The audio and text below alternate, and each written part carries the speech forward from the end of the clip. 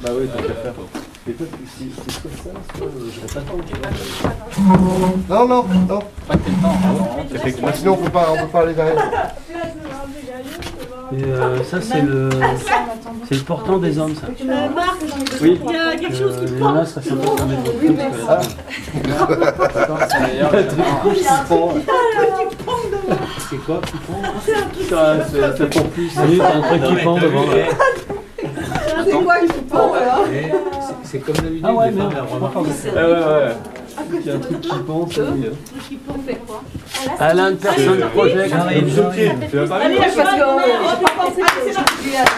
Allez, 8h30, on y va. Ah, moi non plus. 8h30. 9h moins le quart. Allez, à donc. Véro, putain, les gars, c'est Saint-Patrick en plus. Ah oui, c'est Saint-Patrick au fait aujourd'hui. Ah bon? Oui. Patrick. Non, non. Ça vous dit rien? Si, c'est la Saint-Patrick. Bah, c'est la fête. C'est bien de gagner alors. Ça vous dit rien? La bière. Bah, Ouais. attendez. Combien? Bonne fête, Patricia. Merci.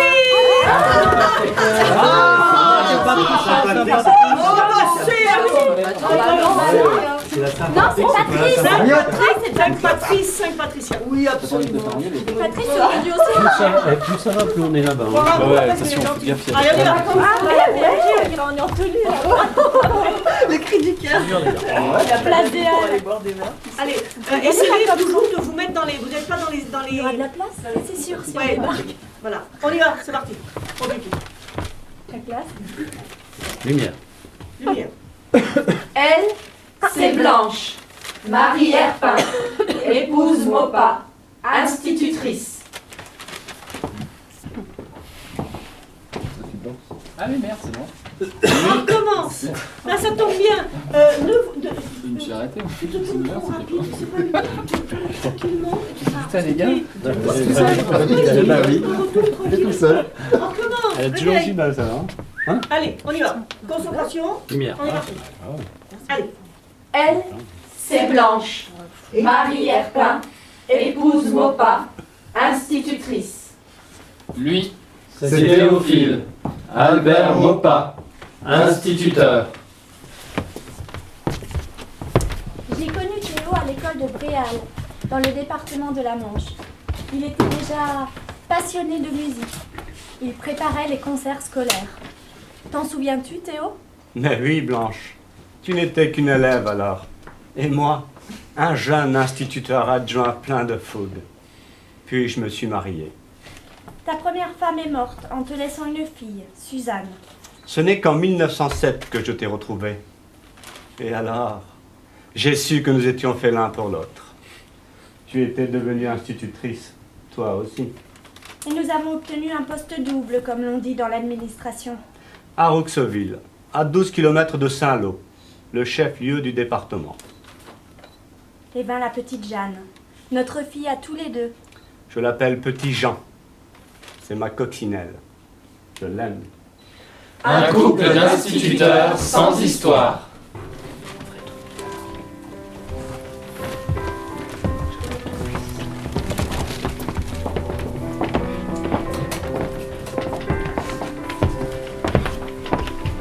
Alors, monsieur l'instituteur, vous nous quittez? Vous ne vous plaisez plus chez nous à Rouxauville? Ce n'est pas cela, mes amis. Ce n'est pas cela. Ce que voyez-vous, mon épouse et moi, nous sommes mutés à Le Chefresne. Ce n'est pas bien loin, vous viendrez nous voir. Nous allons ouvrir une nouvelle école là-bas. Il y aura de l'ouvrage. Et puis, nous sommes déjà en 1912. Il était temps pour nous de bouger.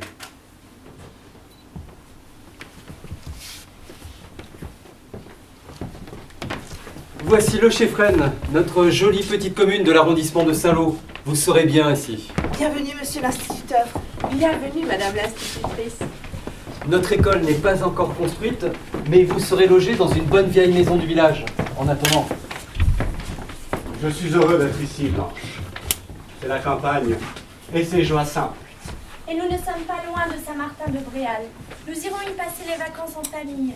Jeannette aime la plage. Des joies simples. Je te le dis. En hiver, un bout de fromage et la soupe avec toi. Et notre gosse au coin du feu. C'est tout ce que je veux, Blanche. Tu verras. Nous serons bien dans la nouvelle maison. Tiens. J'ai déjà fait le plan de la salle à manger. je peindrai de grands panneaux pour le fond. Et pour notre chambre, j'ai une idée originale, mais je ne vous la dirai pas, madame. Qui est-il, Blanche? Tais-toi, Théo. C'est trop de bonheur. Tu me fais mal. J'ai le pressentiment Blanche. que... Blanche, de quoi as-tu peur? Blanche, Blanche, pourquoi ces frayeurs? Quelles sont tes inquiétudes, Blanche? Petite institutrice au cœur de la Manche, devines-tu déjà le sang et le fracas qui feront de toi, petite, la grande Blanche Maupas? Madame Maupas, Madame Maupas. Bonjour, Madame l'institutrice. Vous connaissez la nouvelle. Jaurès a été assassiné. Je sais, cela va mal.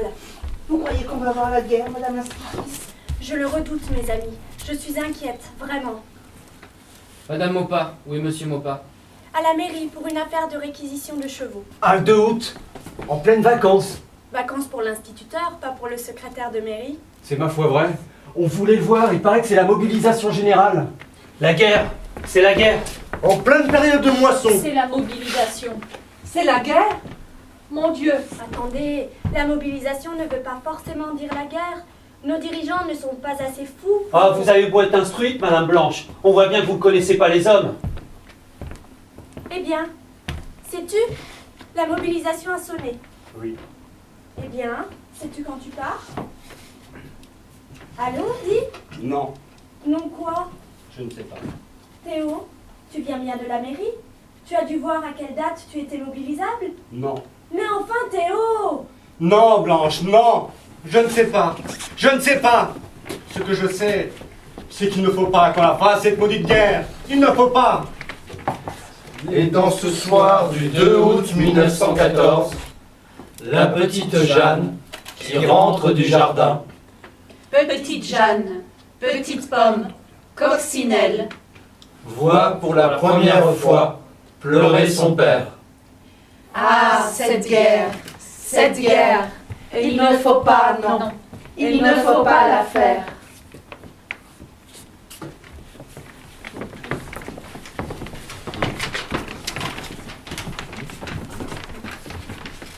Rejoindra son corps le 30e jour de la mobilisation. Affectation 336e régiment d'infanterie. Réserve du 136e d'actifs. Caserne Bellevue à Saint-Loup. Je pars, Blanche. D'abord pour la caserne, ensuite pour le front. Mais non, pas pour le front. Tu viens d'avoir 40 ans. Tu as 2 enfants. Ils en verront d'abord les plus jeunes. J'ai lu tous les articles, tous. Ceux du Réveil de la Manche, ceux du Ouest Éclair. Ils auront besoin de tout le monde, même des vieux comme moi. En plus, je suis caporal, le plus mauvais grade. Déjà des responsabilités, mais pas de pouvoir de décision. Ah, Ménildret, mon vieux collègue, vieil ami, explique donc à Blanche que son mari part pour le front et qu'elle ne le reverra plus. Bon, pas, tu es fou de parler ainsi. Ne l'écoutez pas, Blanche. Non, mon ami, un peu d'optimisme, que diable. Tu as 40 ans. C'est ce que je viens de lui dire. La guerre sera finie avant qu'on ait eu le temps d'appeler les vieux comme toi, ou comme moi. Et puis nous sommes instituteurs. On aura besoin de nous à l'état-major. Ou mieux encore, on verra vite à nos postes. L'éducation, c'est quand même plus important que la guerre, nom d'un chien. Et puis, là, je suis planté. nous sommes instituts, non? Non. Nom d'un chien, tu seras plus utile à ton Tu seras plus utile à ton pupitre d'école qu'à faire le coup de feu. Surtout quand on sait comment tu te débrouilles avec un fusil. Tu as fait ton service militaire au sein de la musique régimentaire. Ils le savent bien. C'est vrai, Théo. Notre ami a raison. J'ai toujours raison, ma chère Blanche. Surtout face à cette tête de mule. Allez, Théo, nos troupes seront bientôt à Berlin. La guerre sera finie dans quelques semaines. Ne joue pas les battants à guerre, Ménildret. Nos troupes n'iront pas à Berlin, et moi, je ne reviendrai pas du front.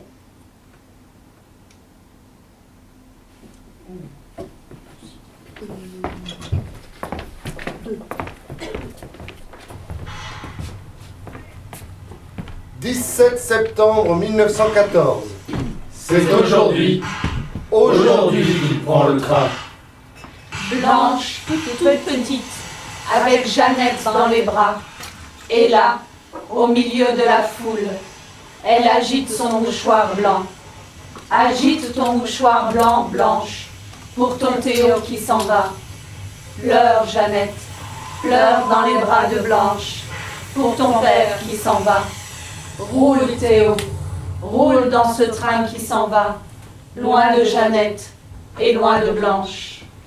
Va-t-on y arriver avec tous nos hommes au front? Il faudra bien, c'est la guerre. Dieu, c'est-il pas malheureux? Heureusement le courrier arrive. Pas toujours avec de bonnes nouvelles. Encore un mort au village la semaine passée. Et c'est bientôt la foire à Coutances. Comment qu'on va amener les bestiaux? Tu feras comme moi. Du temps que mon mari était là, je m'approchais pas des chevaux. J'avais peur. J'ai bien dû m'y faire. Faut tenir le coup. Nos hommes rentreront bien un jour. En attendant, faut aller voir Madame Maupas pour le ravitaillement. C'est elle, la secrétaire de mairie maintenant. Elle a bien du mérite pour s'en sortir avec les tickets pour le pain. Pour le sucre et pour le pétrole aussi. Sans compter qu'elle a dû prendre la classe de son mari. Voyez-vous ça, 70 élèves. C'est pas Dieu possible. Alors, Madame l'institutrice, des nouvelles de monsieur l'instituteur? Mais oui, Madame Cholu, il est en Champagne. Voyez-vous ça? En Champagne? Dans la région de Suippes. Mon Dieu, voyez-vous ça? Ma toute petite. Il manque pas quelqu'un? Non. Il manque Alain. Il manque quelqu'un. Il manque Alain. Mais même s'il y en a que deux, c'est pas grave. Voilà, vous avez besoin de plus de temps. Il va falloir qu'on trouve quelque chose. Il va falloir qu'on mette un truc là. C'est à cause de ta veste? Avant ma toute petite. C'est à Là, cause il de faut ta veste? Ah oui, mais qu'est-ce que je te dise c'est là qu'on s'aperçoit qu'il faut un peu de temps. Parce que, en plus, le problème, c'est que le fait que vous vous débarrassiez, que vous changiez quand elles sont là, ça perturbe un petit peu. Bah oui, ça fait le bazar. Ça perturbe un petit peu. Elle est sortie. Mais normalement, là-bas, ils sont dans le noir. Le bruit et tout, attends, tu vois le truc? Non, non, mais on vous mettra des patères sur le mur et vous aurez vos affaires un par un. Hein, d'accord? Donc ce sera plus simple pour vous. Il n'y aura pas de cintre, il n'y a rien de tout de suite. Comment? Ouvert au public, tout. Oui, il n'y a pas de... Puis jamais Ouais, dans ce sens, c'est calé comme ça. Allez, on continue. On y va. Ma toute petite, le secteur de Suippes dans lequel je me trouve est le théâtre de combats sanglants. Bah, vous restez... vous prenez votre... Pardon, excuse-moi, allez. Excusez-moi, monsieur Delon, on a un peu... Après, il dit je suis pas juste, mais je peux pas être juste si je peux pas me balancer. Pardon, excuse-moi. Il faut que vous... Enfin, vous resterez juste devant votre patère, en fait. Simplement, comme ça, ouais. Hein. Bon, mais là, vous êtes devant, je comprends. Oui. Mais bon, voilà. Non, mais t'es pas tout bible, là, hein. T'es pas tout bien, là. On y va. Allez, excuse-moi. Oui, pas de problème. Regarde, un peu de dos, comme ça, c'est bien. Non. Si on attend de dos, c'est bien, et qu'on se tourne et qu'on arrive. Pourquoi non? On verra bien. Ah, vas-y. On est chassé. Oui, bah oui. Allez, excusez-nous, Alain. Allez-y. Allez. On y va. Ma toute petite, le secteur de Suippes dans lequel je me trouve est le théâtre de combats sanglants. Ah, si je reviens de cet enfer, que de choses j'aurais appris. Nous tenons une position près de la ferme du moulin de soins. Il y a là, dans ce coin de calvaire, dans ce coin de Champagne, un petit calvaire. Lorsque j'ai un moment de répit, je viens le voir. Rêver de mes êtres chers dans le calme et la solitude, j'évoque la maison du chef Rennes où nous étions heureux. J'y vois petit Jean, ma coccinelle, dormant pendant que ma petite femme écrit à un brave poilu qui a si peur de ne pas la revoir. Garde-moi bien, veille sur moi. 7 mars 1915. Avons attaqué aujourd'hui. Tous mes bonhommes, tués ou blessés. Je suis sain et sauf. Écoute petite, j'ai des idées noires. J'ai le pressentiment que je ne peux plus rien. Je ne te l'ai pas encore écrit, mais je reste sur un souvenir atroce. En février, j'ai assisté à l'exécution d'un soldat du 225e régiment, inculpé d'intelligence avec l'ennemi. Ah, ma pauvre petite. J'ai encore dans les oreilles ce cri. Feu. Et les douces. Et les douces. Ah, comme c'est lugubre. J'en ai encore le frisson. Garde-toi, ma petite, et embrasse petit Jean, ma Jeannette.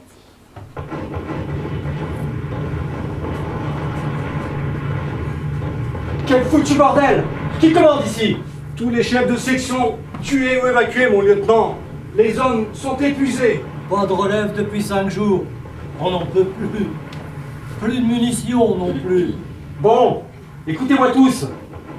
Et rapprochez-vous, nom de Dieu. Caporal Girard, ordonnez à vos hommes de se rapprocher. Vous aussi, Caporal Mopa. Allez, les enfants, obéissez au lieutenant. Par ici, les gars.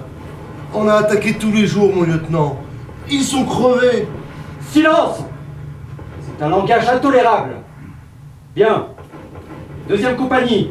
Suite à l'action du 9 mars 1915, où vos camarades du 201e d'infanterie se sont emparés du moulin de soins, le 336e reçoit aujourd'hui l'ordre d'attaquer le flanc droit du village.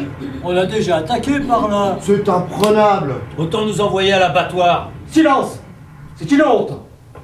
J'en référerai au général Réveillac. Oh, il a qu'à y aller, lui, ce grand salopard. Qu'avez-vous dit, soldat? Il a dit que Réveillac, il a qu'à y aller s'il est si malin. Justement, il est malin. Il va pas quitter les abris de suite, donner les ordres de loin, c'est facile. Mais vous perdez la raison. C'est comme le capitaine. Dès le début de l'attaque, il allait se fourrer dans une cave. Paraît que c'est pour mieux communiquer par téléphone. Il y en a marre, mon lieutenant. On ne marche plus, on ne marche pas. Vous êtes tous passibles du conseil de guerre. C'est ça qu'on nous fusille. Au moins on sera enterrés ici par les copains, au lieu de pourrir entre les tranchées. Il y a des Maccabées qui sont là-bas depuis 3 semaines, mon lieutenant. Dites-le ça au général Réveillac. Personne ne peut aller les chercher. Dites-y aussi qu'ils viennent un peu faire un tour dans les tranchées. Ça, y a pas de risque. Ici, y a que de la gadoue et de la merde. Il mettra pas ses belles bottines, le Réveillac. C'est surtout les balles qu'il aime pas, notre général. Vous êtes fous! Je préfère ne rien avoir entendu et mettre tout cela sur le compte de la fatigue. Une dernière fois, je vous donne l'ordre d'attaquer. À mon commandement, section 3, 5 et 7 sur le talus. Et continuez, continuez. Et ne vous laissez pas décourager, nom de Dieu. Sortez de vos abris ou je vous abats comme des chiens. Soldats, écoutez-moi bien. Nous sommes le 10 mars 1915 et il est 5 heures. Attends, il faut qu'il ait le temps de la chercher, pardon. 5 heures du matin. Pour la dernière fois, je vous donne l'ordre d'abandonner vos abris et d'attaquer.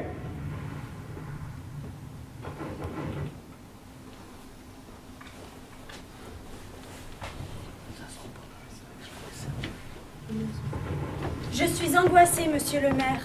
Regardez ce que j'ai reçu du front.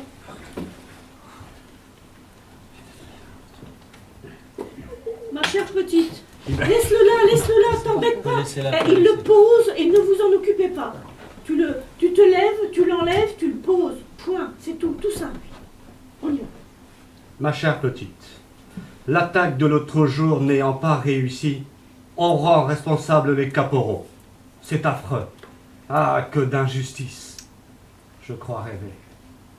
Ne t'inquiète pas, ma chère petite. Je te tiens au courant. Mais ne vous en faites donc pas pour ça, ma chère petite. Mon gendre est mobilisé en Champagne, justement. Ça tombe bien, je vais immédiatement demander des détails. Et vous savez, ce n'est pas d'aujourd'hui qu'on fourre des soldats en boîte. Ça n'a rien de déshonorant. Et à l'heure où nous parlons, notre brave Montpas est sûrement déjà relaxé.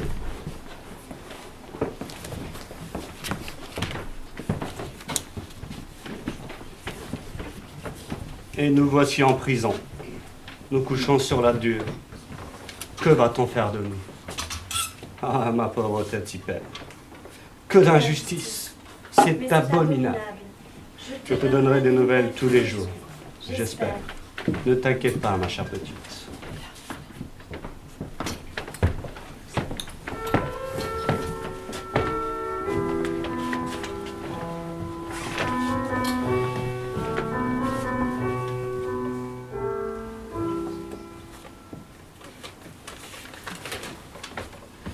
Messieurs, l'autorité militaire a pris la décision de déférer au Conseil de guerre la 2e compagnie du 336e régiment d'infanterie. Le général Réveillac a souhaité que l'on désigne 2 soldats par section et 6 caporaux. Bien sûr, pas d'officier. Après examen, nous avons décidé de mettre hors de cause l'ensemble des hommes et 2 des caporaux, leurs chefs de section ayant témoigné en leur faveur. Et pour les autres caporaux? Leurs chefs de section sont morts ou blessés. Ils ne peuvent donc les défendre. Attendu qu'à 5 heures du matin, le 10 mars 1915, l'ordre en avant a été donné par le lieutenant de la compagnie, mais que les hommes ne quittaient pas les tranchées, restant inertes derrière le parapet, se confinant dans une attitude passive.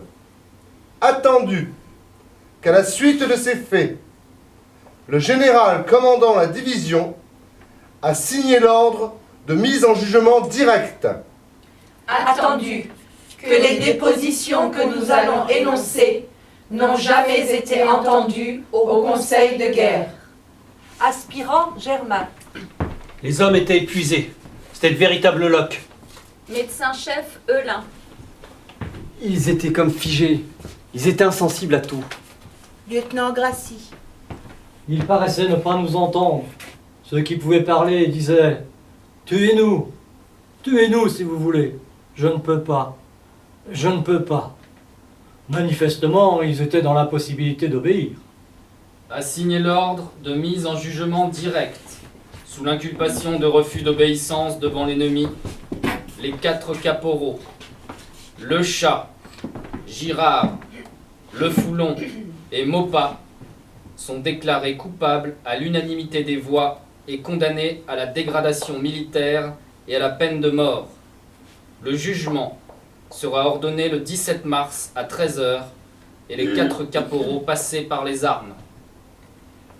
Et moi, je vous dis calmement, sans haine et sans colère, messieurs les officiers, que dans ce simulacre de conseil de guerre, vous n'avez écouté qu'une seule voix, la vôtre, c'est-à-dire celle du général Réveillac, qui, réprimandé lui-même au plus haut niveau, a souhaité faire un exemple, et vite. Un mot sur ce fameux général. Le jour de cette bataille, voyant que ses troupes manifestaient peu d'enthousiasme, il ordonne à sa propre artillerie de pilonner les tranchées françaises. Vous avez entendu? Les tranchées françaises. Heureusement, le colonel qui était sous ses ordres refusa d'exécuter la consigne faute d'un document écrit. Réveillac se garda bien de produire un tel document.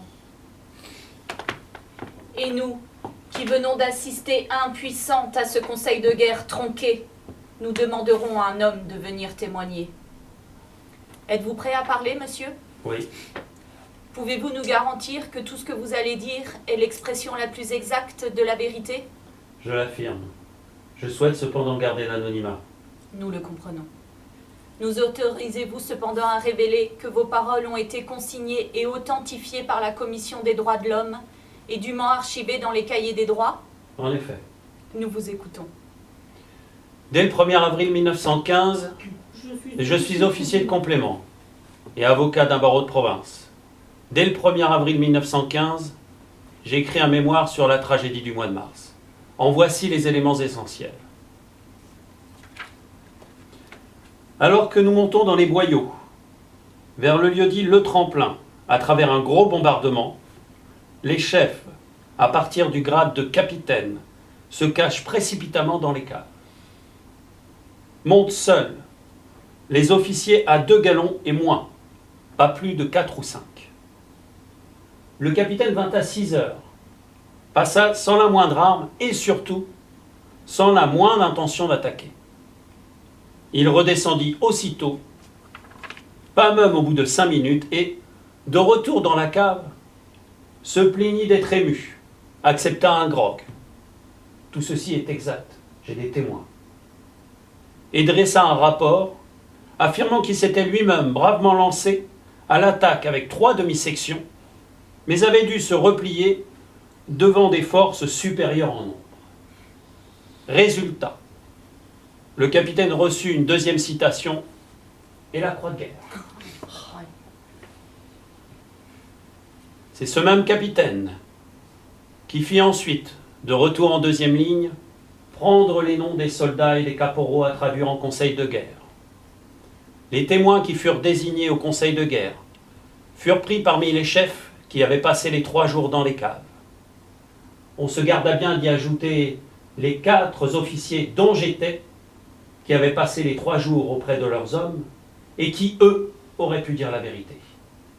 Cette affaire a été truquée d'un bout à l'autre. Je le dis en pleine conscience, les 4 caporaux sont morts assassinés. Assassinés. Votre témoignage est capital. Nous vous en remercions. Les 4 caporaux, le chat, Girard, le Foulon et Maupas sont déclarés coupables à l'unanimité des voix et condamnés à la peine de mort. 16 mars, ma toute petite. Me voilà réveillé encore une fois, ayant plutôt l'air d'un mort que d'un vivant. J'ai reçu hier les 2 boîtes que tu m'as envoyées, contenant sardines, beurre, réglisse, figues, pommes et mon beau petit sac. Et les belles cartes. J'étais heureux. Mais je me suis tourné vers la muraille et de grosses larmes, grosses comme mon amour pour les miens, enroulées, abondantes et bien amères. Dans ces moments où je songe à tout ce qui se passe d'horrible et d'injuste, eh bien tu sais, je suis complètement déprimé. Je n'ai plus la force ni de vouloir, ni d'espérer quoi que ce soit. Aujourd'hui, je vais savoir le résultat de l'affaire. Comme c'est triste, comme c'est pénible, mais je n'ai rien à me reprocher. Je n'ai volé ni tué, je n'ai sali ni l'honneur, ni la réputation de personne. Je puis marcher la tête haute. Ne te tracasse pas, ma petite Blanchette. Mais c'est pénible, attendu qu'à mon âge, ni dans la vie civile, ni dans la vie militaire, je n'ai dérogé à mon devoir. C'est ça la vie. Alors ce n'est pas grand-chose. Allons, courage, courage mon petit bonhomme, soutenons-nous, un monde. J'embrasse ton petit sac, ta bonne lettre, ta carte, tes cheveux. Allons, courage mon petit soldat, je me sers bien dur contre toi. Ne me quitte pas et veille bien sur moi. Embrasse bien fort ma Jeannette, que je t'aime, mon Dieu, et que je pleure.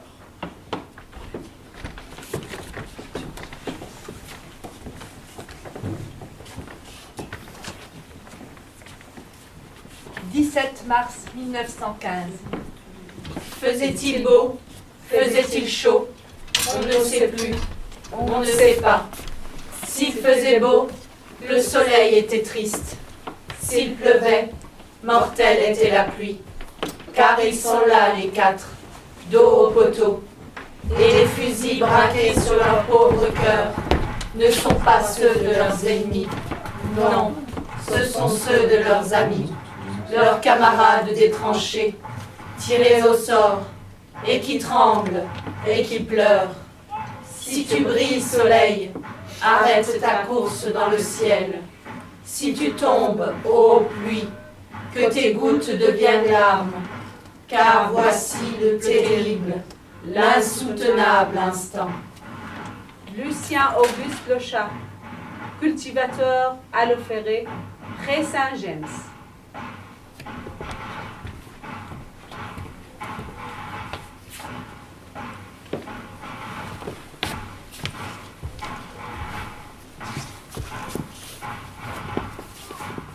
Girard Louis Victor, horloger à Aubervilliers.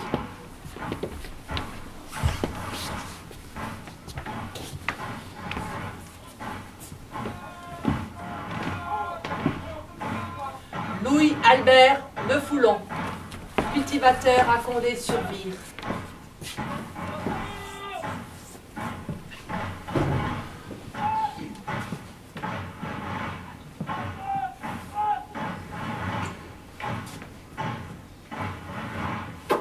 Enfin, être calé là. Théophile Albert Maupas, instituteur à Le Cheffren.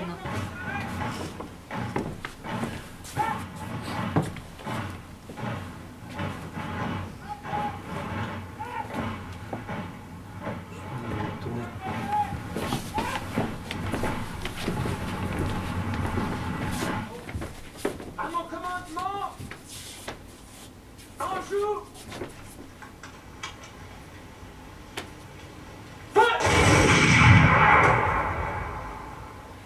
Il est tombé, Maupas. Il est tombé, notre instituteur.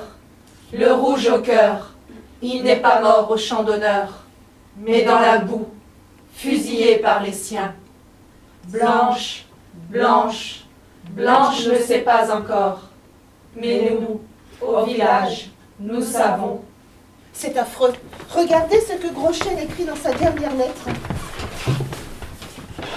Maupas a été exécuté ce matin parce que le régiment n'a pas marché. Mais Maupas est innocent. Faut prévenir Madame Maupas? Non, c'est à Monsieur le maire de lui dire. Mon Dieu, quel malheur. Blanche, Blanche, ah, si l'on pouvait retenir le temps. Mais voici qu'arrive une étrange lettre. 336e d'infanterie. Mon Dieu. Ah, un moment j'ai pu. À Madame Maupas et à ses enfants. Nous sous-signés le duc, Fourneau, lieutenant Beaune, adjudant, Boucher le forestier, le boyer, Coulon, vos fils, Desplanques, instituteur Marie, caporal de Bourfaleur, forts de ce qu'ils ont vu et entendu, affirment que votre mari est digne de conserver toute leur estime et s'engage à témoigner quand besoin sera. Le 22 mars 1915.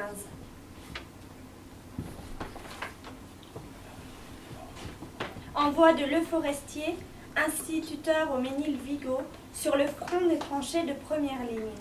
60e division, 336e d'infanterie, 18e compagnie. Cela doit signifier qu'on l'a puni, mais qu'il est innocent. Ah, bonjour, monsieur le maire. Je reçois à l'instant cette lettre. Mon mari doit être en prison. C'en est trop. Je pars sur le champ à Saint-Lô, chez monsieur l'inspecteur primaire. Il reçoit journellement des nouvelles des instituteurs. N'y allez pas. Je suis inquiète, monsieur le maire. Il faut absolument que je connaisse les sanctions qu'on lui a infligées. Je parie qu'il n'a pas songé à se défendre, je pars. N'y allez pas, Blanche. N'y allez pas. C'est inutile. Notre pauvre instituteur. Ils l'ont fusillé.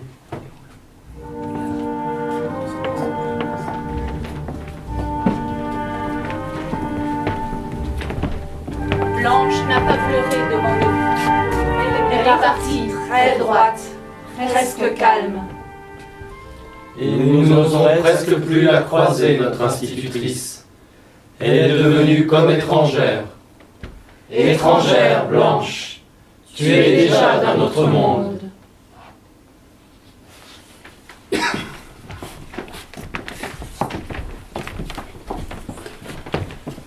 Courage, ma petite. Une telle secousse n'a pas eu raison de votre volonté. Vous vous êtes admirablement comporté au public. Merci, docteur. Mais je sais que vous passez vos nuits à pleurer. Je le sais aussi. Que dit-on au village? Mais la rumeur est en faveur de l'innocence de votre mari. Vous-même, vous ne doutez pas de votre mari, n'est-ce pas? Cela veut dire que d'autres en doutent déjà? Vous n'empêcherez jamais quelques imbéciles de penser n'importe quoi. Quand même, notre pauvre institutrice. Savez-vous que le maire a reçu l'acte de condamnation avec ordre de l'afficher à la mairie? C'est faux, absolument faux. J'ai vu le maire. Aucun document n'est arrivé à la mairie. Pourtant, c'est ce qu'on m'a dit. Bon, avec des hauts, notre brave Maupas sera bientôt transformé en bandit de grand chemin. Permettez, voisin, permettez. Je ne veux pas avoir l'air de médire, mais il doit bien y avoir anguille sous roche dans cette histoire. Ils en ont quand même tué 4 le même jour. Alors une erreur pour 1, peut-être, mais pour 4. Peut-être bien que notre instituteur, brave comme il est... Comme il était, Oui, bah peut-être bien qu'il s'est laissé monter la tête. En tout cas, paraît que madame n'est pas devenue folle avec le choc. Elle n'est pas folle du tout. Je l'ai rencontrée. Je la trouve vraiment courageuse. Ça, pour sûr, elle n'est pas folle. Je dirais même qu'elle est plutôt calme. Pensez. Son homme tué à la guerre, c'est déjà quelque chose. Mais fusillé? D'autant plus qu'elle a une part de responsabilité. Comment ça? Des gens bien informés à l'état-major ont affirmé à un camarade de régiment de mon fils que ce qui a le plus pesé dans la balance pour la condamnation de Maupas, ce sont les lettres de sa femme qu'on a trouvées sur lui. Elles étaient antimilitaristes. Vous n'avez pas le droit. Vous parlez sans savoir. C'est comme ça qu'on finit par fusiller les gens plus sûrement qu'avec des balles. Avec des ragots. Ah oui, et c'est des ragots le fait qu'on n'ait même pas sonné le glas au village comme pour les autres? Parce que Maupas est un condamné et que les lois de l'Église, elles, on ne peut pas les transgresser. Vous savez, docteur, qu'on a refusé de sonner le glas pour Théo? Je sais, ma fille.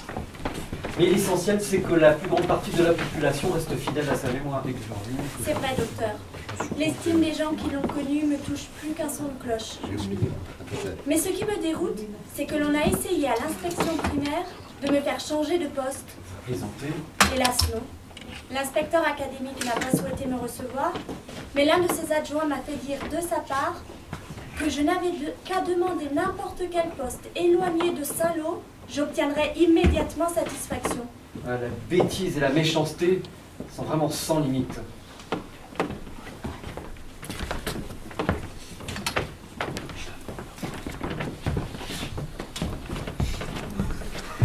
Blanche, Théo? je suis là, Blanche. Mon cœur saigne. Ils m'ont fusillé. Je sais, Théo. J'avais sur la poitrine ta photo et celle de mes filles. Tu les recevras bientôt, avec ma montre en argent, mon anneau, ma plaque d'identité et tes lettres. Mes lettres. Théo, on murmure que mes lettres ont contribué à ta condamnation. Tu les recevras soigneusement pliées, dans l'ordre exact, par lesquels je les ai conservées, Blanche. Pas une n'a été ouverte ou lue par l'autorité militaire. Elles n'ont eu aucune influence sur ma condamnation. Oh Théo, je jure, entends-tu? Je jure de passer le reste de ma vie à obtenir ta réhabilitation. Je me battrai jusqu'au bout de mes forces. Pense à toi, Blanche. Pense à toi et à Jeannette. On me retire Suzanne. Sa famille maternelle la reprend. Elle n'a pas l'âge légal, 15 ans et 3 mois, d'avoir un tuteur. Je sais, Blanche. Pense à toi maintenant. On veut me changer de poste, mais je reste ici. Blanche. Blanche. C'est à toi qu'il faut penser. Moi, je suis mort.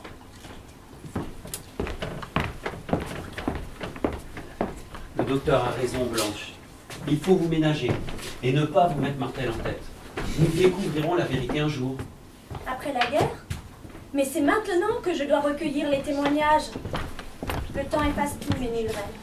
Vous le savez bien.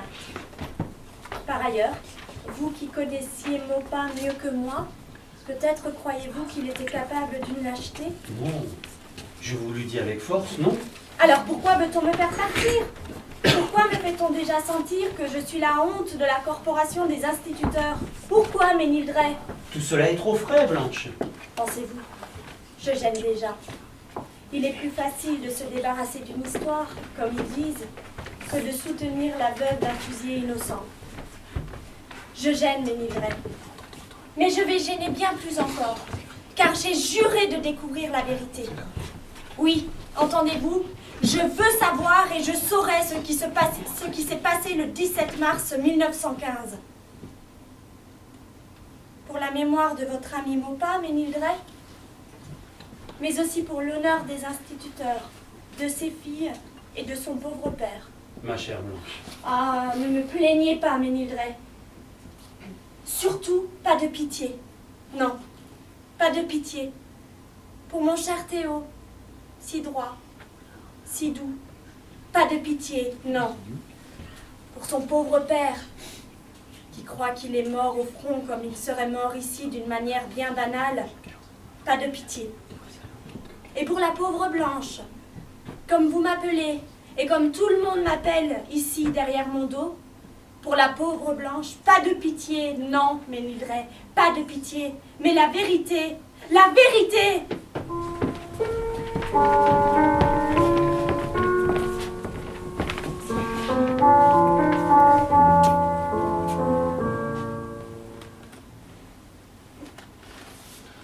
Et voici la longue quête de Blanche. Il faut savoir, il faut savoir. Alors Blanche écrit, pose des questions, cherche à retrouver les témoins du drame. Les premières dépositions arrivent. Aumônier divisionnaire, Quenon. Madame, je considère votre mari comme une grande victime de la guerre. Lorsque je lis votre nom au haut d'une enveloppe, mon cœur sursaute, car ce nom me rappelle les plus affreux jours de ma vie. Sous-officier Massé, de Tessy-sur-Vire. Il s'en passe de belles là-bas. Si on croit relever le moral en fusillant les soldats, des amis m'ont écrit que tout le régiment pleurait quand on les a exécutés et voulait se révolter. Soldat Jean Christène de Coutances. Les 4 caporaux fusillés à Suippes étaient tous innocents. Paraît que c'est dangereux de le dire. Je m'en fous. C'est vrai, j'ai vu ça, moi. Et quand on a donné le coup de grâce à Maupin, un officier qui l'a fait, eh bien, le cache-nez de Maupin a pris feu. Je vous fais du mal, mais faut le dire. On est trop malmenés à la fin. Et Blanche écrit. Et Blanche se déplace pour voir les témoins.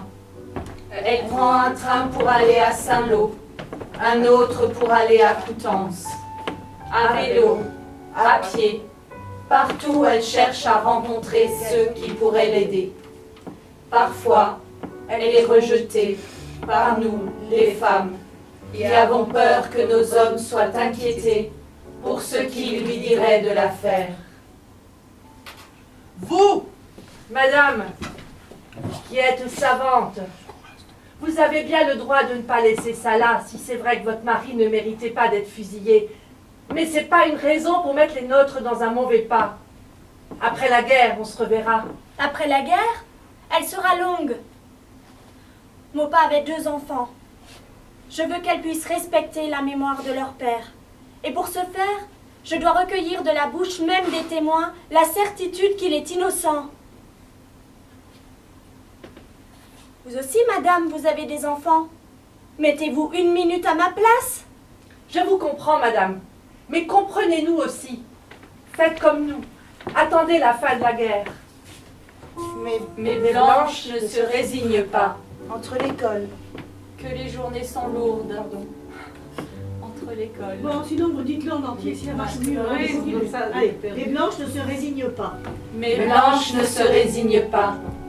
Que les journées sont lourdes. Entre l'école, les travaux à la mairie, le travail à la maison et cette harassante quête. Que de courses dans les chemins creux, à la recherche d'un hameau, d'un champ, d'une maisonnette, où un témoin du drame de soins était repéré. Et de témoignage en témoignage, grâce à la bonne volonté de l'aumônier Quenon et de nombreux autres, Blanche put reconstituer les terribles dernières heures de la vie de son mari.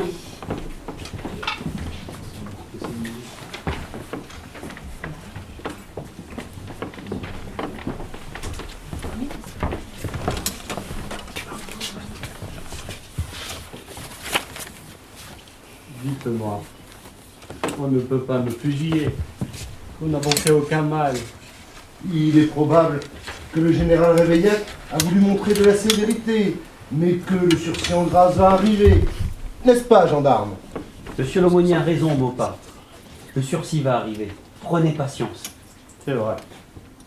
Dans la justice des hommes, des misérables ont des mois pour préparer leur défense et signer leur pourvoi. Nous avons été condamnés hier à 16 heures. Et nous devrions être exécutés aujourd'hui à 1 heure. Et nous sommes innocents. Pas même un jour pour nous défendre. Calmez-vous, Maupin. Le gendarme vous l'a dit. Le sursis va arriver. Vous n'avez pas dormi de la nuit, je vous comprends d'ailleurs. Mais je suis persuadé qu'une erreur s'est glissée dans cette affaire.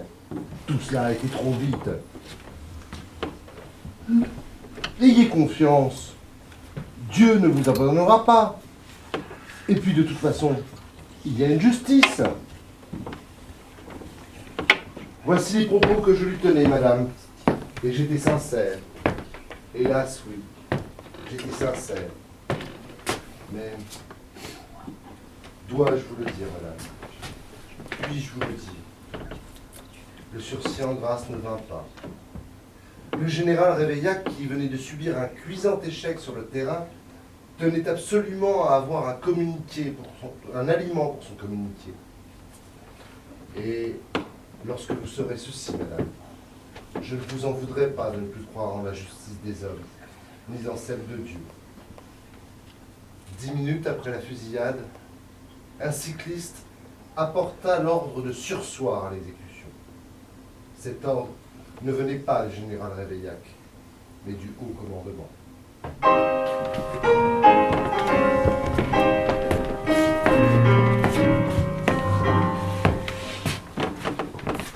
Fin 1917. Voici 1918. La guerre gronde, flambe. Son feu dévore les vies humaines. Les pertes sont terribles. Au milieu de cette folie universelle, bien dérisoires sont les petites vexations qu'on inflige à Blanche. Ordre à la veuve Maupas de reverser la somme de 21 francs et 88 centimes à la première femme du dit Maupas. Sommation de monsieur l'inspecteur d'académie. Inspection académique. Promotion au choix de l'institutrice Blanche veuve Maupas.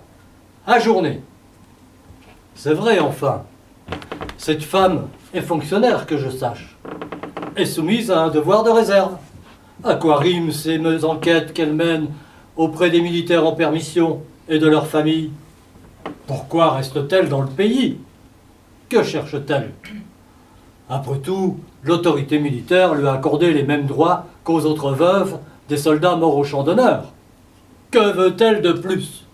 Ce qu'elle veut, Blanche, notre petite Blanche à la vie noire, elle souhaite intenter un procès en révision pour laver l'honneur de Théo et de ses camarades. C'est si simple et si compliqué, et que la tâche est lourde pour notre institutrice. Regardez-la, sa taille s'est courbée, ses yeux, cernés d'un teint jauni, dénoncent une fièvre interne. Madame Maupas fait peine à voir. Elle va en faire une maladie. Elle a trop de chagrin. Maman, pourquoi tu t'en fais aujourd'hui? Ça ne va pas, je suis pâle, je tremble. Nous sommes le 17 septembre 1918. Mon petit, c'est le 4e anniversaire du départ de ton père pour la guerre. C'est pour cela que j'ai pleuré, oui. Dis maman, c'est pas méchant les Allemands? Mais non, personne n'est méchant. Si, les Français. Les Français sont méchants, ce sont eux qui ont tué papa. Viens ici, Jeannette. Viens te serrer contre moi. J'ai froid. Jeannette, ta maman est très malade. Il va falloir que tu sois très courageuse. Qu'est-ce qu'elle a, docteur? C'est grave? C'est très grave. C'est une grippe infectieuse. On connaît mal cette maladie et j'ai surtout peur des complications. Je vais demander aux voisines de venir t'aider. Docteur? Il ne faut pas parler, Blanche. Il faut économiser vos forces. Je sais, docteur. Mais il faut que je vous dise. Si je devais mourir cette nuit, il y a là, dans cette grande serviette, tous les témoignages en faveur de Maupas. C'est le plus précieux héritage que je laisserai à ses filles. Chut, Blanche, ne vous tracassez pas.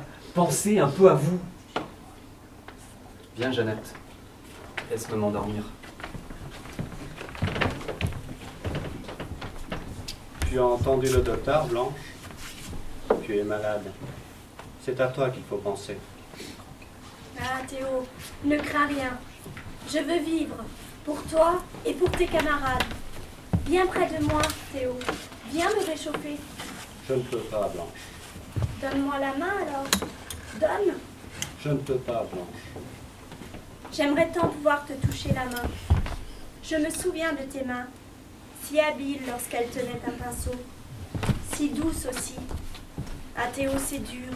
Il y a combien de temps que je suis couchée là, dans ce grand lit froid? Déjà 2 mois, Blanche. 2 mois dans ce grand lit froid comme une tombe.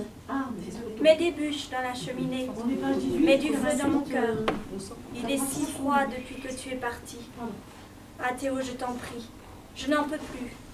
Je ne peux plus. Ah, comme nous avons du malheur. Maupas, c'est notre nom. Ça veut dire mauvais pas. Et moi je suis là, dans ce grand lit froid. Et toi tu attends ta justice. La justice. Dis-moi Théo, veux-tu bien attendre encore un peu? Ah Théo, tu entends? C'est ton glas qu'il sonne. N'est-ce pas Théo, que c'est beau toutes ces cloches qui sonnent pour toi? Ne t'agite pas, Blanche. Reste calme. Oh, ma Blanche, c'est la fin de la guerre. Nous sommes le 11 novembre 1918. Voici enfin le jour que j'aurais tant aimé voir et que je ne verrai pas. Voilà que mes rares camarades survivants vont quitter leur uniforme bourre des tranchées et reprendre leurs habits de cultivateurs, d'ouvriers, de commerçants, d'instituteurs. Mais que de tristesse, que de ruine, que de deuil dans le long sillon sanglant de l'histoire. Oh Blanche, Blanche ma petite, comme ils nous pèsent, comme ils sont lourds à porter, ces 12 trous dans ma poitrine. Maman, comment te sens-tu? Toujours aussi lasse, ma pauvre enfant. Voilà des mois que je suis clouée dans ce grand lit froid et que tu es obligée de tout faire à la maison. Tu as des nouvelles? Mauvaise, maman, pour papa, mon père et moi. Mon Dieu. Et dire que je ne pourrais même pas lui fermer les yeux. Je vais mourir seule en ce mois de janvier 1919 et personne pour m'aider à poursuivre ma tâche. Je suis là, mon maman. C'est vrai. Bien jeune encore, mais tu as raison. Papa est innocent. Entends-tu? Innocent. Et ton devoir est de le défendre si des gens en disent du mal. Oui, maman, papa est innocent.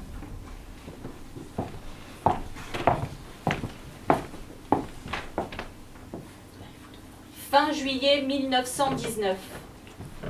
Blanche sort enfin de sa longue, si longue maladie. Mais Blanche a maintenant bien du mal à marcher. Pour redonner un peu de vie à ses pauvres membres ankylosés, il faut qu'elle parte en cure à Bagnoles-de-Born.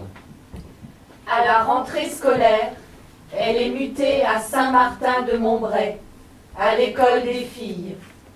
Dans ce village, l'accueil du maire et de la population est glacial.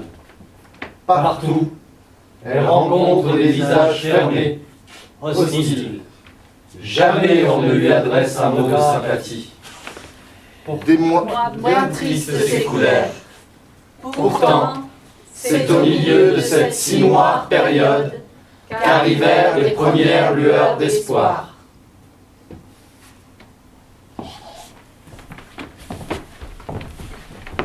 Je suis heureux, ma chère Blanche.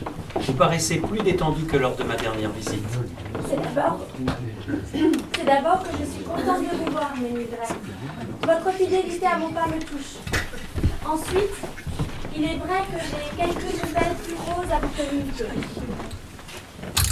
Vous vous rappelez que la Ligue des droits de l'homme a saisi le garde des Sceaux d'une requête tendant à provoquer la révision du jugement? En effet, la requête a été déposée le 30 janvier 1920. Vous n'aviez toujours pas de nouvelles au début de mars, lors de ma dernière visite. Eh bien, après un rappel de la Ligue des droits de l'homme, la chancellerie nous a répondu qu'elle soumettait la question au ministre de la guerre, qui a seule qualité pour provoquer la révision du jugement. Je ne vois rien là qui encourage à l'optimisme. Vous savez que le 24 octobre 1919, la Chambre des députés a voté l'amnistie systématique pour les officiers mis en cause dans les condamnations iniques des conseils de guerre. Je ne le sais que trop. Je connais même la formule par cœur. Il ne peut être exercé aucune sanction disciplinaire contre les chefs responsables des exécutions sommaires. Mais c'est la réhabilitation de Théo que je cherche. Et de petits signes m'encouragent. Vous vous rappelez aussi que, jusqu'à présent, je n'ai jamais réussi à faire dire à l'autorité militaire que Maupas était mort pour la France? En effet. Eh bien, cela au moins est accompli. J'ai reçu ce jour un titre de pension de caporal mort pour la France. C'est déjà un acte tacite de réhabilitation, Blanche. En quelque sorte, Ménilray, c'est vraiment un premier espoir. Mais ce n'est que le début d'un long chemin. Je vis avec un rêve, un jugement éclatant d'équité qui rende l'honneur aux 4 martyrs de soins. Depuis 5 ans, leurs camarades et même leurs chefs m'ont fourni tous les éléments qui prouvent leur innocence. Je mène le combat avec ferveur. J'y ai déjà perdu ma santé, mon bonheur.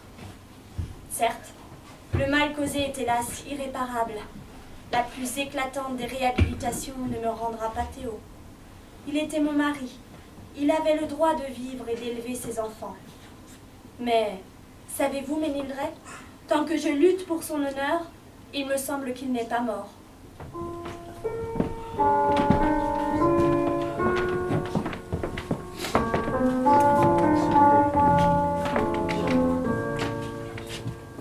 « 11 août 1920. Le ministère de la Justice ne considère pas qu'il y a matière à révision dans l'affaire du jugement dit des caporaux de soins. En conséquence, l'instance en révision est rejetée. Comment? Je suprême, il y a le papa écrit au cimetière. Oui, Jeannette, et à Ménil-Aubert également. Les municipalités ont fait inscrire son nom sur les monuments aux morts. Regarde, je reçois des lettres des 4 coins de la France. La presse commence à parler des affaires de soins, de Fliré, de Vingré. Jeannette, oh ma Jeannette, peut-être pourrais-je y arriver?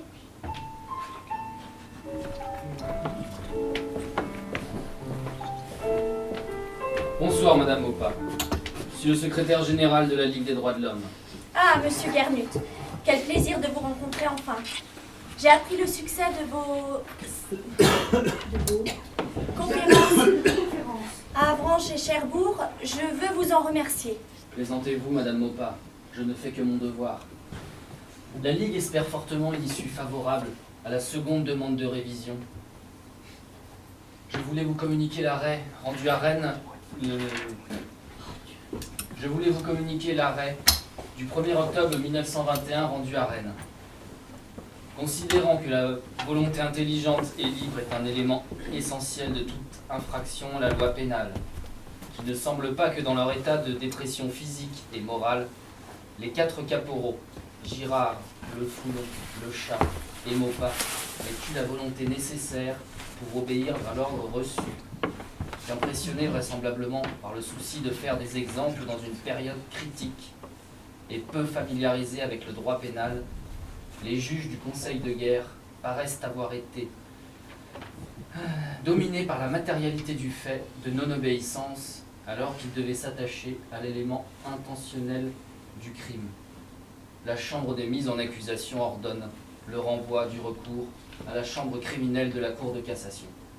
Et pendant ce temps, j'ai lu dans les journaux que le général Réveillac venait d'être promu à la dignité de grand officier de la Légion d'honneur. Quelle cruelle ironie! Ne soyez pas amère, Madame Maupas. Les choses s'accélèrent. J'ai encore une nouvelle tout à fait incroyable. La veuve du caporal Girard vient de nous faire savoir que son mari a obtenu à titre posthume la médaille militaire pour avoir accompli brillamment son devoir devant SWIP le 17 mars 1915. Le jour même de son exécution. Oui, le ministère de la guerre consulté nous a répondu qu'il s'agissait probablement d'une erreur. Mais la décoration obtenue est maintenue. L'opinion publique est remuée.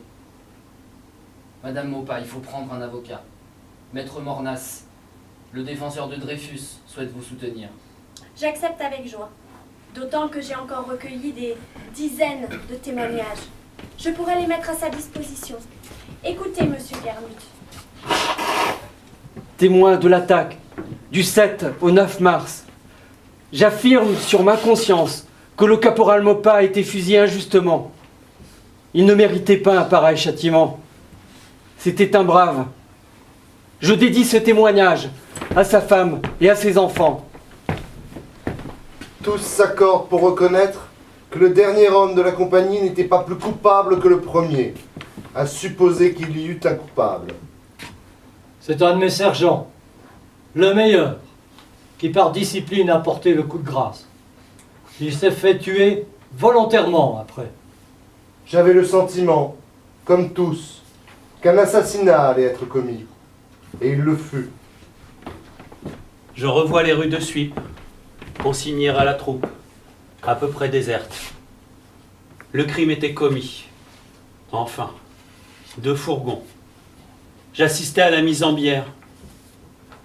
Je revois ces pauvres corps allongés sur le dos, 2 par fourgon, la poitrine trouée et couverte d'un tampon d'ouate. De retour à mon cantonnement, je pleurais silencieusement, en jetant sur mon carnet de brouillon une lettre que je devais faire parvenir à l'inspecteur de l'Académie de la Manche. Madame Maupas, il faut absolument que vous participiez au Congrès national de la Ligue des droits de l'homme. Il aura lieu à Nantes, le 19 juin 1922, salle Colbert. Venez.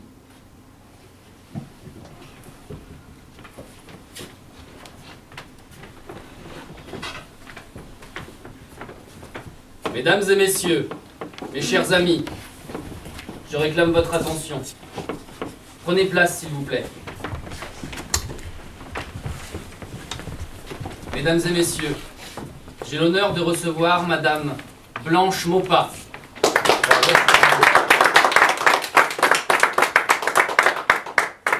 Madame, votre présence ici est un symbole. Honneur aux victimes innocentes des conseils de guerre, Blanche Maupas. Je salue votre courage. Bravo. Mon courage, chers camarades, vous ne savez pas en quoi il consiste actuellement. Alors qu'un deuxième rejet en révision dans l'affaire Maupas vient d'être rendu, mon courage, c'est de savoir que le général Réveillac, assassin des caporaux de soins, habite ici, à Nantes. Oui, mes chers amis, ici, à Nantes, 3 avenue Camus. Je ne l'ai jamais vu, mais je le connais.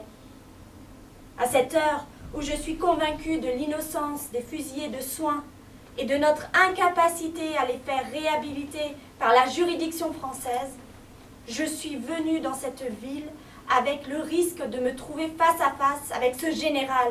Cela, oui, c'est du courage. Bravo. Septembre 1922. Blanche est maintenant nommée à Sartilly. Sa longue lutte continue. Pas à pas, elle arrache de petites victoires.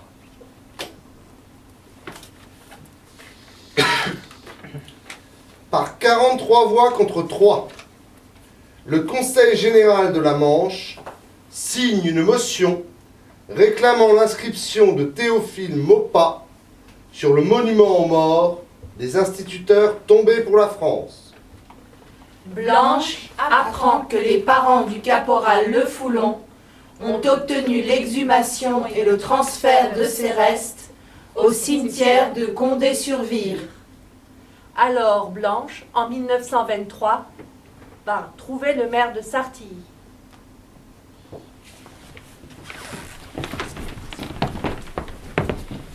Monsieur le maire, accepteriez-vous que Théo soit solennellement inhumé dans le cimetière de votre ville? Je vous adresse cette demande en mon nom personnel, mais également au nom du comité Maupas qui vient de se créer.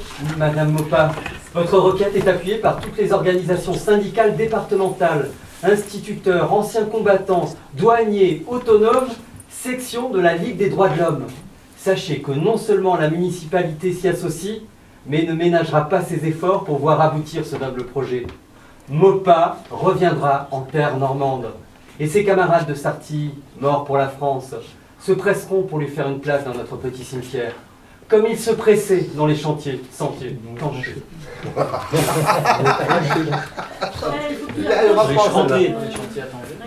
les tranchées. Tranchées. Allez. 4 août 1923. Au point du jour, elle s'en va, la petite veuve. Elle s'en va, notre Blanche à la vie noire, chercher son Théo, là-bas, en Champagne.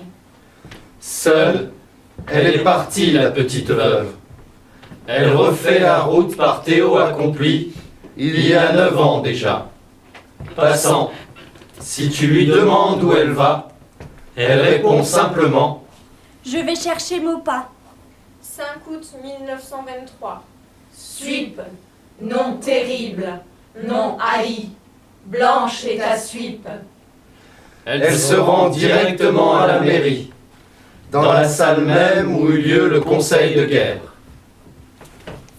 Madame Maupas? Bonjour, Madame Maupas, je suis Monsieur Mahut, secrétaire de mairie et ancien instituteur. C'est ici, Madame, dans la grande salle des mariages. Ils étaient là tous les 6. Les 2 qui furent acquittés en sortirent plus morts que vifs. Quand la sentence fut prononcée, Maupas resta debout, les bras croisés. Je le regardais comme pour lui dire « Dis-moi, mon ami, comprends-tu » Il me fixa, me fit signe que oui. Il eut un geste de résignation, semblant dire « Il faut des victimes, c'est moi. » Excusez-moi, madame. Je suis l'officier ministériel en charge de la bonne marche de l'exhumation. Je dois vous avertir, madame, qu'en cette terre de Champagne, il se peut qu'il ne subsiste presque rien d'un cadavre. Vous n'êtes pas obligé d'assister à cette séance qui risque de vous être fort pénible. Il le faut, monsieur. Des témoins m'ont affirmé que, contrairement à ce que prétend l'autorité militaire, mon mari n'a pas été dégradé. Je vous demanderai donc d'établir un constat si nous retrouvons dans la tombe des boutons, des galons, des écussons. Je dois être témoin. C'est macabre, mais nécessaire. Bien, madame. Allons.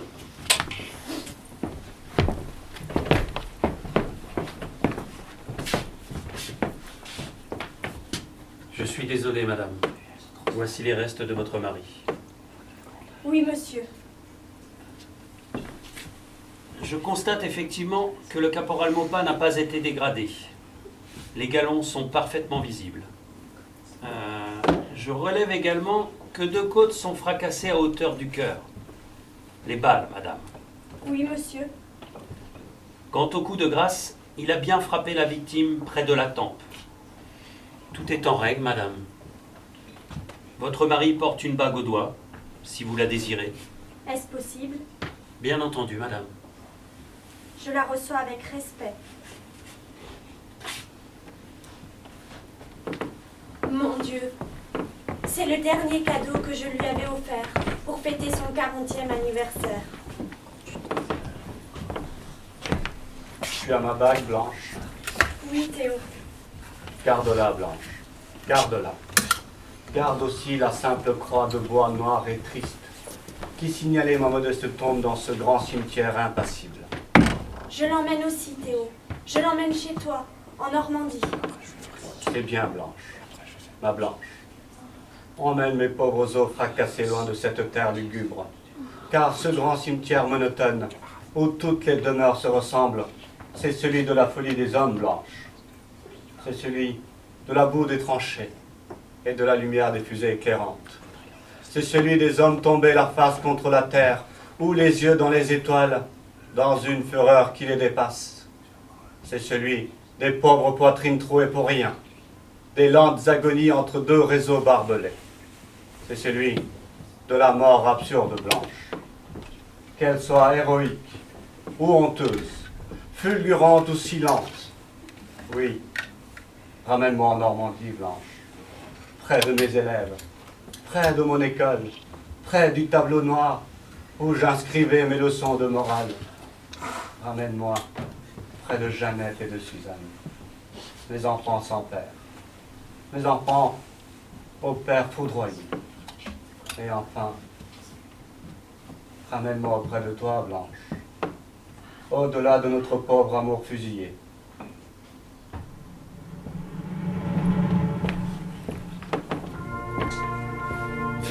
« 9 août 1923. Depuis le matin, des télégrammes de toute la France arrivent. Depuis tôt le matin, de tous les coins de France, les gens affluent. Jamais notre petit village de Sartille n'a connu une telle animation. À la levée du corps, ils sont 5000. 5000 personnes venues se découvrir devant la dépouille d'un petit caporal de la Grande Guerre. Oui, nous sommes 5000. 5000 à suivre la musique dirigée par l'instituteur de l'Orne. En tête du cortège, il y a Blanche, comme perdue dans un songe intérieur. Blanche. Oui, Théo. Vas-y, continue. Oui, faut pas que tu te changes. Continue, pardon. Blanche. Oui, Théo. Pourquoi tout ce monde, Blanche? Ces drapeaux qui frissonnent au vent, ces fleurs, ces musiques. Pourquoi? C'est pour toi, Théo. Pour moi? La majesté de ces notes et le parfum de ces gerbes? Oui, Théo. Pour moi? Tous ces cœurs réunis. Ce silence, ces larmes sur tant de visages? Oui, Théo. Pour moi, ces discours vibrants, ces grands frissons dans la foule. Oui, Théo. Oui. Pour toi et pour tes camarades, le chat, le foulon, Girard. Et pour les autres, tous les autres fusillés de guerre. Victimes innocentes des conseils de guerre. Écoute, Monsieur Martin, maire de Sartille. Écoute-le, Théo. On demandait à la municipalité un coin de terre. Il nous a semblé que nos pauvres morts, ceux du moins qu'on a pu rapatrier, nous disaient « Mais oui, laissez venir Maupas, il fut brave comme nous, et un pauvre martyr comme nous. Dors maintenant en paix dans la terre, caporal Maupas. Pour nous, nous savons combien avaient raison les camarades qui, sur ta tombe de Suippes, avaient gravé ces mots sur ta croix.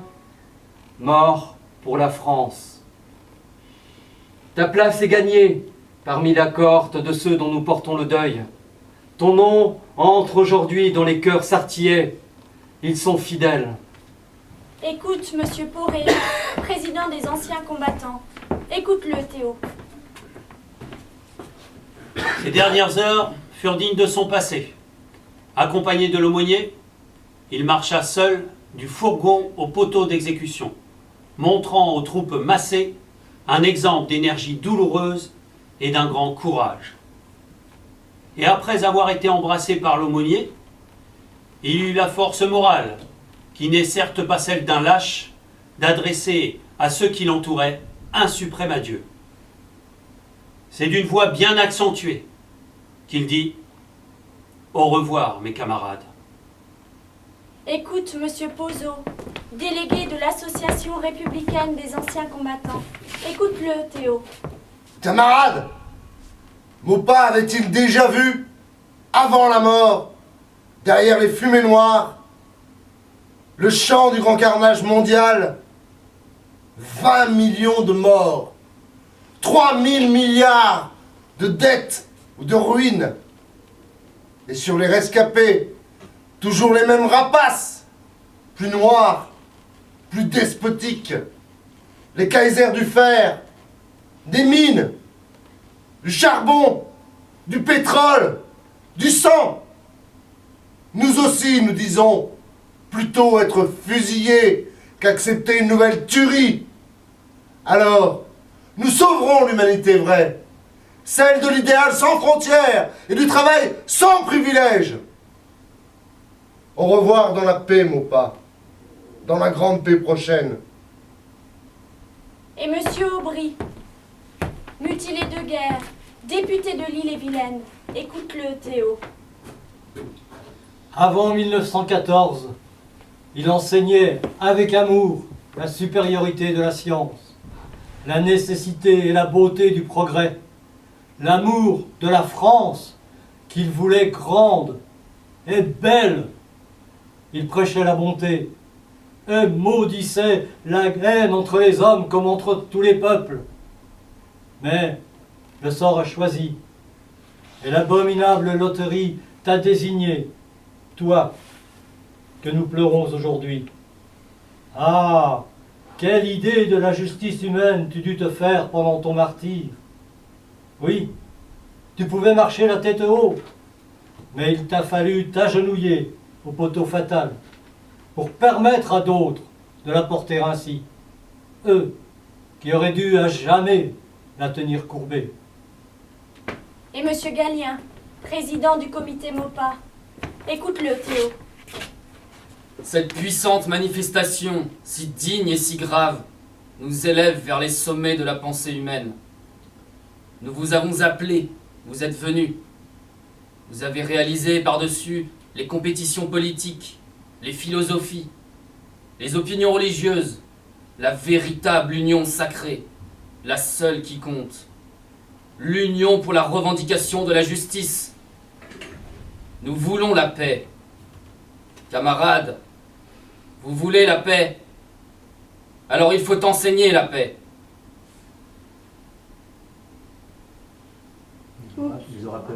Les orateurs précédents ont crié qu'il faut tuer la guerre. C'est vous, camarades. C'est vous, camarades. Les orateurs précédents ont crié qu'il faut tuer la guerre.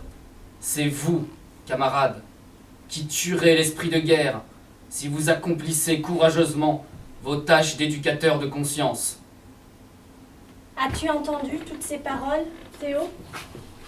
As-tu vu les larmes couler sur les joues émaciées des anciens combattants? J'aurais voulu leur crier « Merci !» Votre verdict, proclamé avec toute votre foi et votre conscience, efface à jamais le déshonneur qui planait sur notre nom. C'est bien, Blanche. Mais je vois que tu t'épuises dans ce combat de tous les instants. Et Jeannette, ma petite Jeannette, elle, si timide, si effacée, que devient-elle quand exténuée de fatigue après tes journées? C'est encore vers moi, le fusillé, le disparu que tu te tournes. Que penses-tu de tout cela, toi, petite silhouette penchée sur les géraniums rouges et les pensées blanches d'une tombe de caporal? Pourquoi frémis-tu, ma coccinelle? Pourquoi ne ris-tu jamais? Pourquoi passes-tu dans la vie comme une ombre qui s'excuse? Jeannette, mon enfant, ma chaleur, ma douce petite fille, songes-tu à te préparer une existence? Que les 12 balles qui m'ont troué la poitrine ne fassent pas de toi une autre victime. Vis, ma coccinelle, parle, mon enfant. La guerre et son abominable justice m'ont pris mon père. Vous, qui semblez bon, rendez-moi ma mère. Faites réhabiliter mon père. Monsieur Galien, en tant que président du comité MOPA, vous avez été la cheville ouvrière du succès de la cérémonie de Sartigny. Les bonnes volontés ne manquaient pas, Blanche. Il faut aller plus loin maintenant.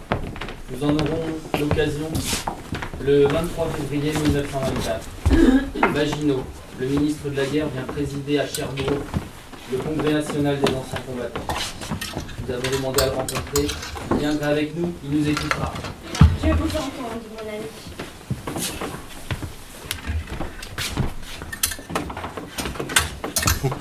Je représente le comité MOPA, monsieur le ministre. Oui, mais je suis un peu seule, en fait. MOPA. L'affaire MOPA. Ah oui, en effet. Je ne suis pas venu ici faire de la politique. J'étais tout près de vous, monsieur le ministre. Je vous ai vu regarder la photo de MOPA d'un œil distrait. Vous avez tourné la page et vous avez rendu négligemment cette brochure à ceux qui vous entouraient, en disant « Non, messieurs, pas de politique. Il est tard, allons donc déjeuner. » MOPA faisait-il donc de la politique? Et moi, sa veuve, est-ce que je viens faire de la politique? Mais vous êtes passé en belle compagnie. Vous vous êtes confortablement installé dans une magnifique limousine et vous êtes allé déjeuner comme vous le désiriez. J'ai cru que je venais de rêver. Depuis 9 ans que dure mon martyre, Je n'ai jamais vu chez personne une telle indifférence. Il me faut, pour rester debout, l'espoir invincible que la justice surgira bientôt, malgré tout, malgré même un ministre de la guerre. 1925. C'est l'hiver. Aucun progrès dans ce qui est devenu l'affaire Maupas. Tout semble figé. Blanche est découragée. Dans ses rêves les plus fous, Blanche se dit qu'elle fera justice elle-même. Elle irait à Nantes, elle tuerait Réveillac. Puis elle pensait à Jeannette et abandonnait son projet fou. En 1925, Blanche reprend courage. Le comité Maupas a décidé de faire ériger un monument à la mémoire des caporaux de soins. Bonjour Madame Maupas, je suis le sculpteur Moreau-Vautier. Je viens vous présenter un modèle pour le monument qui m'a été commandé par le comité Maupas. Bonjour, monsieur Moreau-Vautier. N'est-ce pas vous qui avez réalisé le mur des fédérés au cimetière du Père-Lachaise? J'ai eu cet honneur, madame. Alors je suis fière que vous soyez en charge de l'image que les hommes garderont des caporaux de soins. Vous êtes un grand artiste. J'ai pensé à créer des lignes rigides et sobres. Le motif sera enchâssé dans une masse de granit de Vire. Un grand panneau de bronze, avec, voyez-vous, ici au premier plan, les fusillés, bras croisés, visage énergique, mais hâve. Entre eux, j'ai représenté la justice, personnifiée par une jeune femme. Elle a une attitude angoissée. Elle se rend tient... compte. Non, on continue, on ne s'arrête pas. Oui, et voyez-vous, de sa main droite, elle laisse s'échapper son glaive. Devant elle, gît sa balance. Elle est faussée. Et derrière, vous avez dessiné un soleil qui, comme la lumière de la vérité, je l'espère, je le crois, se lèvera un jour. Oui, madame. Merci, monsieur Moreau-Vautier. Merci pour la profondeur de votre œuvre. Elle sera inaugurée le 20 septembre 1925. Blanche, Théo? tu trembles, Blanche. Je tremble, Théo. De nouveau, le cimetière de Sartilly où tu reposes est envahi. De nouveau, la musique, les drapeaux, les orateurs. Je devrais être heureuse, Théo. J'ai voulu ce moment. Mais je suis lasse, Théo. Je suis vieille, sèche. Mais non, Blanche. Oh, Théo. Oh, Théo, ce soleil qui luit sur ce tombeau, comme il a fui mon cœur, comme il a fui ma vie. Et tu n'es plus là, Théo, depuis si longtemps. Je suis là, Blanche. Écoute ma voix. Là. Dans les accords des cuivres. Dans les plaintes de la musique. Dans le bruit des pas qui crissent entre les tombes. Dans les drapeaux qui s'inclinent. Comme des ailes d'oiseaux multicolores. Dans l'ondulation des étoffes. Dans le vent qui caresse les feuilles des grands peupliers. Je suis là, Blanche. Je suis là dans les soirs d'orage, quand le tonnerre me rappelle le cri du canon. Dans les soirs bienfaisants de l'été. Et des matins de l'hiver qui craquent. Je suis dans les vagues de la mer proche, Blanche. Dans les vagues de cette Manche qui s'use, sur les douces, longues plages un peu tristes. Où nous étions heureux. Je suis dans les fleurs blanches du pommier. Dans l'appel des oiseaux. Dans les murs noirs de l'automne. Comme le soldat de mon tombeau. Calme. Les bras croisés. Attentif. Et dans un silence absolu. Je parle, Blanche. Oh oui, je parle. Et je dis... Plus jamais debout. De balles. De mitrailleuses. D'obus. Plus jamais d'hommes contre les hommes. Plus de sang volontairement versé. Mais des têtes blondes et brunes d'enfants dans nos écoles. Mais des instituteurs, militants du savoir, dans la poussière de la craie. Mais des hommes et des femmes, heureux et fatigués après une journée de moisson. Voilà mes paroles, ma douce Blanche. Si dur au combat. Voilà mes paroles. Écoute, ma Blanche. On va te proposer un poste à Octeville, près de Cherbourg. Accepte-le, Blanche. Là-bas, tu seras la directrice de l'école des filles. Là-bas, Blanche, tu seras près de la Hague. Ainsi, tu ne m'oublieras pas, car je t'attendrai dans les rochers. Dans le petit port qui lutte contre les vagues. Dans la silhouette du phare qui veille sur les embruns. Dans les vieux murs de pierre où le soir met de l'or. Adieu, Blanche. Ou plutôt, au revoir. Le bruit de la houle, toujours semblable et toujours différent. C'est moi. Petit goût de sel sur le bout de ta langue. C'est moi. Les arbustes, arc-boutés contre le vent, qui luttent et qui résistent. C'est moi. Le ciel tourmenté souvent. Mais parfois si limpide. Qui baigne ses nuages dans la grande mer éternelle. C'est toujours moi, Blanche. Viens dans la Hague. Ah non. Si. Si, c'est juste. Blanche, voilà. Viens dans la Hague, Blanche. Non. Si, 1er février Oui, mais 1926. on continue sur la musique. Allez-y, tranquillement. 1er février 1926. Je m'installe à l'école de filles d'Octeville. Je suis la directrice. 21 avril 1926. Ouverture d'un nouveau procès en réhabilitation devant la Cour de cassation. Je suis présente au palais de justice. Devant un public peu nombreux, je vois quelques juges qui dorment. Rejet de l'instance par la Cour de cassation. Jeannette a 16 ans. Elle suit des cours pour entrer dans les PTT et obtient un poste à 60 km de Cherbourg. Nous sommes séparés. Nous sommes séparés. 1927. 1927, Je subis des sanctions. Je subis des sanctions disciplinaires pour avoir pour avoir manifesté des sentiments pacifistes En ouvrant mon école. en ouvrant mon école le jour de la commémoration militaire de l'American Legion. 1928. La maladie. La maladie. Et la... de nouveau. Et l'attente. Et l'attente, toujours Regarde l'attente. ton texte juste en dessous là. Ouais, mais je l'ai oublié là. Ah d'accord. Et l'attente. Et l'attente, toujours l'attente. Et l'épuisant combat administratif. Juin 1929. Jeannette se marie. Jeannette se marie. Mineure et pupille de la nation, on lui refuse la subvention que j'avais réclamée pour elle. 1930. La lassitude. La lassitude. La fatigue. Heureusement, il y a les enfants à l'école. 1931. C'est le cinquantenaire de l'école laïque. On refuse d'inclure le nom de Maupas sur le monument érigé aux 114 instituteurs de l'école normale de Saint-Lô, morts pour la France. 1932.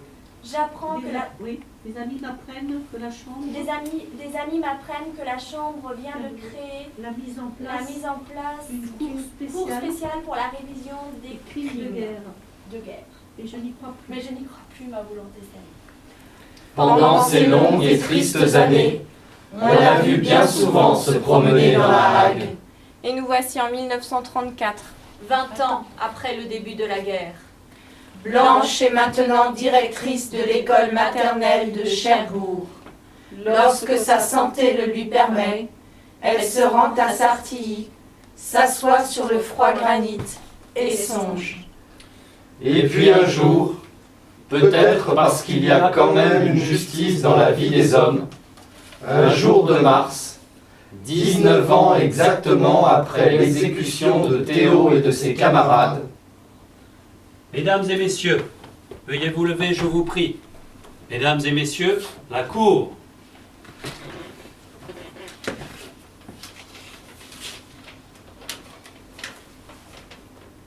Le 3 mars 1934, la Cour spéciale militaire, déclarant recevables en la forme les requêtes présentées par Blanche-Marie Herpin, veuve du caporal Maupas, directrice de l'école maternelle à Cherbourg.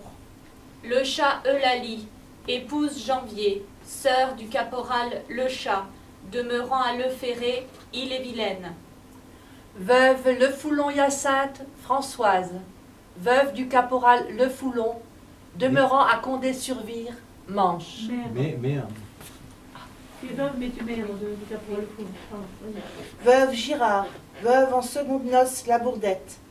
Veuve du caporal Girard, demeurant à Alfortville, 52 rue de Seine.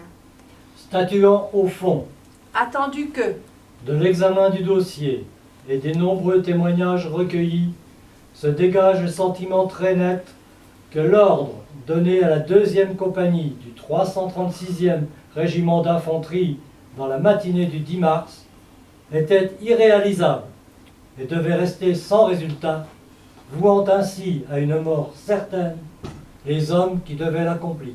Attendu que, Si les nécessités impérieuses de la guerre, de la discipline, commandent en temps de guerre le sacrifice de la vie, ce sacrifice ne peut être imposé dès lors qu'il dépasse les limites des forces humaines. attendu que, Les précisions fournies par les témoins suffisent pour expliquer la conduite des caporaux, Le Chat, Girard, Le Foulon et Maupas, dont la réputation dans la vie civile était parfaite et qui, aimés de leurs hommes, avaient toujours vaillamment fait leur devoir devant l'ennemi. Annule le jugement déféré. Déclare. Auguste Lucien, pardon. Louis-Victor Girard. Louis-Albert Le Foulon. Et Théophile Maupas Albert. Acquittés de l'accusation retenue contre eux. Décharge. Leur mémoire des condamnations prononcées. Ordonne. L'affichage du présent arrêt dans tous les lieux déterminés par l'article 446 du Code d'instruction criminelle et son insertion au journal officiel. Condamne L'État a payé à chacune des requérantes la somme de 1 franc, ainsi que les frais de l'instance en révision. Blanche Herpin, veuve Maupas. Met un terme à sa carrière en 1938 à Octeville. Elle meurt en septembre 1962. Elle aurait eu 79 ans au mois de novembre de cette même année. Une vie entière consacrée à défendre un symbole, mais aussi une vie sacrifiée pour l'honneur du nombre.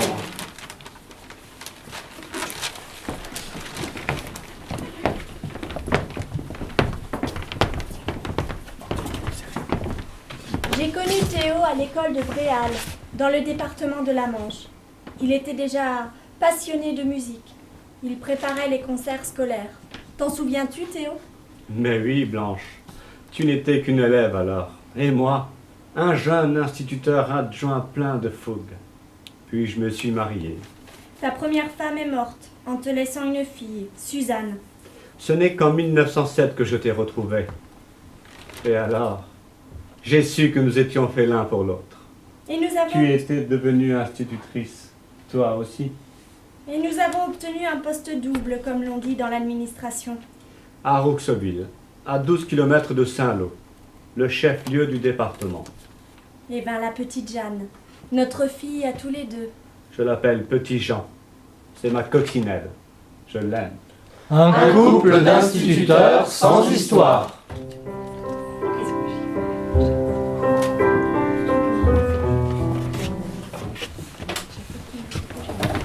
Bon, allez, je vous remets ça tout de suite avant que vous partiez.